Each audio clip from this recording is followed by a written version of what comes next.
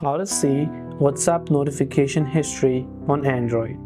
Now if you want to go ahead and then basically find your WhatsApp notification history on Android, it's actually quite very simple for us to do so.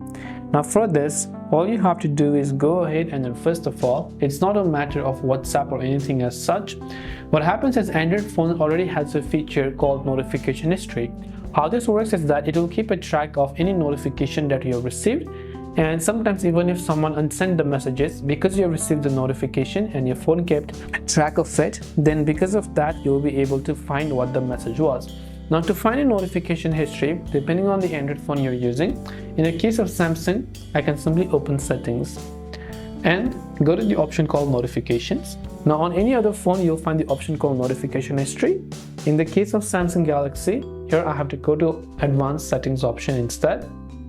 Then once I go to advanced settings, there you can see notification history. So of course, I just have to tap on notification history and there you'll be able to find all of your notification history for many apps, and you can also simply search for WhatsApp and then enable it like this. So I hope this video helped you out. If you have got any further questions, feel free to also leave them down in the comment section below. As always, thanks for watching till the very end of this tutorial and see you soon in our next video.